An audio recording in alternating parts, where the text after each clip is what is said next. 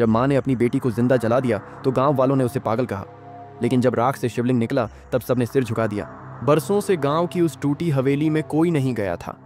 लोग कहते थे वहां एक माँ ने अपनी बेटी को जिंदा जला दिया था, पर किसी ने ये नहीं सोचा क्यों? क्योंकि हर कोई सिर्फ राख देखता है, भस्म में छिपा शिव नहीं। 15 साल पहले माँ सावित्री और उसकी 8 साल की बेटी गंगा उस हवेली में रहते थे।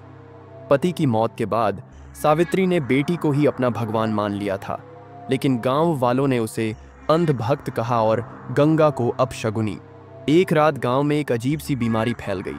4 घरों में बच्चे बुखार से तड़पने लगे और कोई कारण नहीं मिला। पंडित ने कहा ये सब गंगा की छाया है, वो लड़की अपशगुनी है। और अगले दिन लोगों ने हवेली को घेर लिया। सावित्री ने दरवाज़ा खोला और कहा जिसे अपशगुन कहते हो वो मेरी बेटी है, मेरा शिव है। पर गांव वालों ने कहा या तो लड़की जाएगी या तू भी जाएगी। और उसी रात सावित्री ने जो किया वो आज तक कोई नहीं समझ पाया।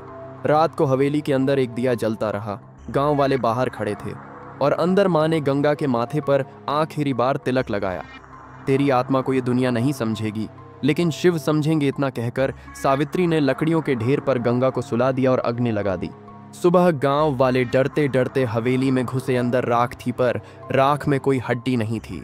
बस बीच में रखा था एक छोटा सा शिवलिंग, जिसके चारों ओर राख से बना हुआ त्रिशूल था। और माँ वो कहीं नहीं थी। गांव वाले पहली बार चुप थे। सावित्री को सबने पागल कहा था, लेकिन वो पागल माँ नहीं थी, वो शिव की भक्त थी। पंडित ने कांपते हुए कहा जिस राख को हम श्राप समझ रहे थे वो तो वरदान थी, और उसी राख से मंदिर बना। कहते हैं हर पूर्णिमा को उस मंदिर में एक औरत आती है, सफ़ेद साड़ी में, बाल खुले और माथे पर चंदन का तिलक। वो कुछ नहीं बोलती, बस शिवलिंग पर गंगा जल चढ़ाकर चली जाती है। लोग कहते हैं वो सावित्री है। माँ कभी नहीं मरती।